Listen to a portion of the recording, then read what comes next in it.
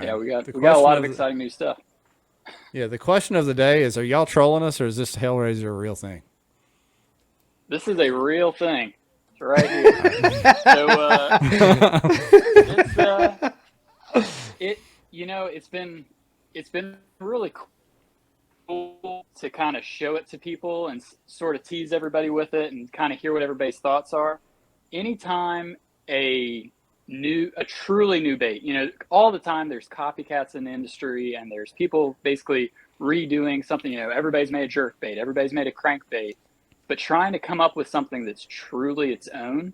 Even like the Whopper Flopper. I mean, it's an amazing bait, but guess what? It was designed after something that came before it. And so Then the if you're Choppa not was familiar with, designed right after that, ironically. yeah. So if you're not familiar, in 2004, Ron Davis came out with the chatterbait, and obviously, Brian Thrift started winning tournaments on it almost immediately. It was kind of hush hush, and then people started to see pictures of this chatterbait, and they started to hear about it, and they started to see a few, and nobody really knew what it was. They thought, you can't just throw a blade on the front of a jig and call it a chatterbait, and it's going to catch fish. Well, guess what? We've been working with Ron ever since then on different bait designs. A couple of years ago, we came out with the Willow Vibe, totally different type of chatterbait design. Catches a ton of fish on really high pressured spotted lakes and a couple other places around the country. Very unique, specific bait. But another bait that we've been working with Ron on is this Hellraiser. And like you can see there in the picture, when you first look at it, you're like, what the heck is that? And really, if you watch this video here, you'll see that there's a couple of things going on here. The first thing you're going to see, obviously, is that you've got basically what almost looks like a pencil popper body, but thinned down. And then on the back of that, you've got a blade that's got a weight on it. And everybody's like, what the heck? Why did Z-Man just throw a blade on the back of a pencil popper? And I get it. It looks like a hodgepodge of pieces. Like it looks like somebody dumped some pieces on your desk, and you were like, "All right, I got this. Hold on." Like a couple of Z-Man plastics were laying around, touched each other, hardened up, threw a blade on the back. Something like that. Ron Davis, he's such a cool guy, but he absolutely only wants to fish lures that he has made himself. So whether it's the chatterbait, the Willow Vibe, now the Hellraiser, he's a tinker. He loves to mess with stuff. So the first prototype that I ever saw of the Hellraiser, it literally was basically a wooden dowel that had been ground down to this general shape. He had a wire sticking in the back with some epoxy. I mean, it was a homemade lure. But the first time we threw it was when we were like, okay, this is totally different than anything we've ever thrown before. And it just kind of took off from there as an idea, and we've been working with him, and we finally are able to bring it to market. And it's crazy, but I'm telling you, when you throw it in the water and you hear this thing and you feel the vibration, it is literally a top water chatterbait. And I'm telling you, there's nothing like it. The bass have never seen it. We talk all the time about the fish see the same thing, even the jackhammer. Guess what? The fish have seen it 1,000 times. It's a fish catcher, absolutely. But they've seen it 1,000 times. Well, they've seen pencil poppers, they've seen whopper ploppers, they've seen buzz baits. There's not a whole lot of fish that have seen this Hellraiser yet. And I'm telling you, it catches fish. I've got two questions for you. Number one, does it float? Like you just kill it, does it float? So, no. So think like when you're fishing a buzz bait. When you throw that thing out there and it hits the water, it's going to sink. But as soon as you start to reel it, it pops right up to the surface. This is the exact same way. So when this thing hits the surface, because of that weight on the blade, it's going to drop straight down. But this cupped face on the front, as soon as it starts coming, it just shoots straight to the surface. And to me, it's just like fishing a buzzbait. Great. My second question is, how long until Berkeley makes one? No, I'm just kidding. Tomorrow. We will see. They're debuting it tomorrow. I'm just kidding, will see. I'm just kidding. No, that's pretty bad to the bone, man. Yeah.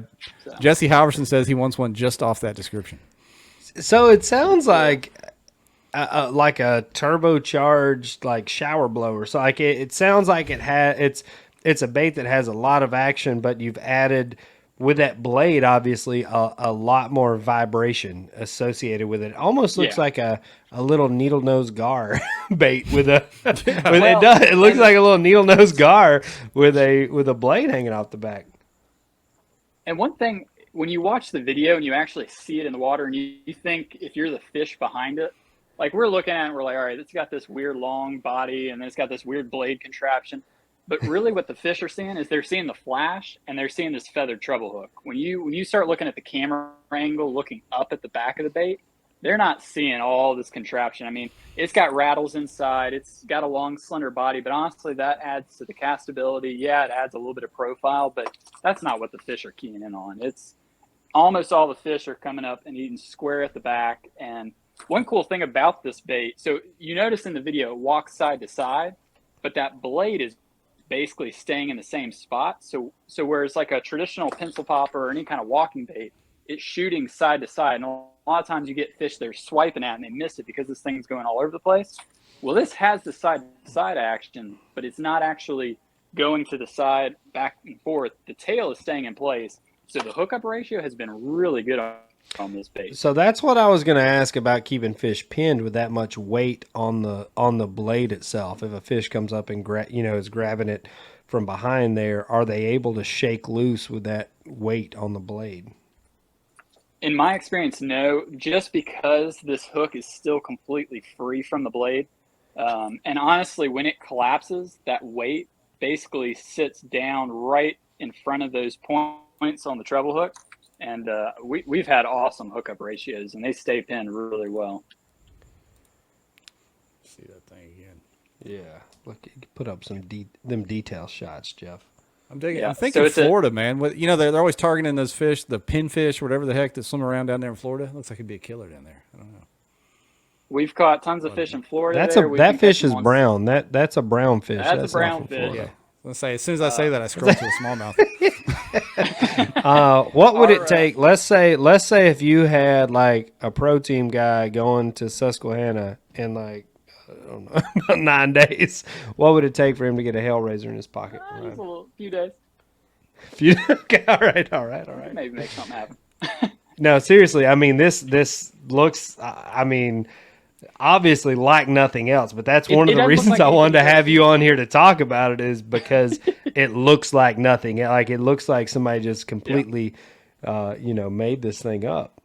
Yeah, and then look where the line tie is. Like I know. Down, like I mean, up under, almost under the bait. It's crazy. Yeah. So that line tie positioning, we actually had to play with that a lot because if you put the line tie too far forward, it kills all the side to side action. It doesn't actually walk side to side at all. But if you put it too far back, it tends to want to swirl. So we had to get that just right. But where we've placed it, that's why it has that tight walking action. It's totally unique.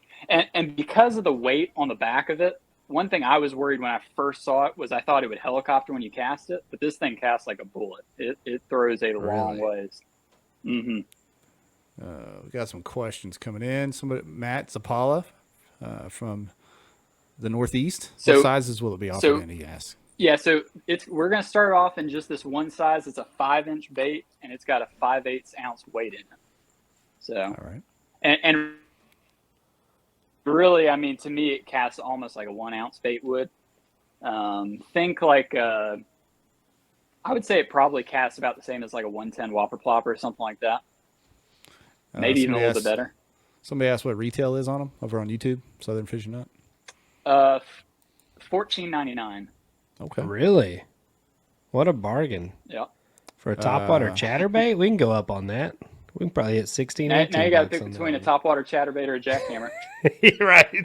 Right. We can probably up the price on that. I'm glad you didn't try to make that the name of it, like some sort of combination. Topwater chatter. Chatter top. Topwater jack. The top chatter. Top hammer. The top hammer. Who was it? Picasso. They came out with the shaky vibe or something like that. Just don't do that. Get out of here. I like Hellraiser. That sounds good. Well, Michael Trask asked, he asked if changing the hardware, like changing the trebles or whatever, does that mess with performance if you changed out the hardware? Yeah, so you'll notice there's a slightly smaller treble hook in the back, and we actually did that when we added the feathered treble hook, and it just gave it a little bit better action. I've played around with it. I've put all the way up to size 1 treble hooks on it, and it runs fine. To me, I like to have a little bit heavier hooks on it just because when I do hook a fish, I'm burning them in pretty quick. You can go lighter to slow the bait down a little bit more, but it really doesn't affect the action a ton, especially because that back treble hook isn't really moving a whole lot. Yeah, and we get a lot of people that listen to this on just audio after the fact. So if you're checking this out on the podcast later, just go to zmanfishing.com and you can see all these pictures that we keep talking about on the live stream here. We're trying to describe it in detail, but the top chatter. We got a lot of pieces here. A lot of pieces here, folks. Yeah. It's looks pretty awesome. Matt D's last. Does it come in black? And it looks like it says on that graphic, matte black. There's one matte black. Matte black. When we were designing it, I got to help with all the colors on it, and that was one of the first ones we insisted. We got to have a matte black. I got to have a chrome because I'm from Hartwell. And you better believe I've already caught some striper and largemouth on Hartwell on it. Yeah, it comes in a lot of cool colors. Amazing. Got purple deaths there at the very back. That last color there, that's going to be your smallmouth killer, I think. But purple death. Yeah, I like the name of that. Chartreuse shad, ghost shad. Ewing Minor says all shad are white. So as long as it comes in white, that's all. That's all. We got to snow. All you need out there. He taught me that at Susky last year when he almost knocked off Jody Queen. So yeah, that's my father-in-law says that, Ryan. He says, them shad never change colors. I don't know why y'all changing it. He said, well, we were debating on which side of the river was clear water and which side was muddy water, and he said all shad are white. Just went out there and laid the wood to us for 2 days, and I was like, damn it, that little ginger was right.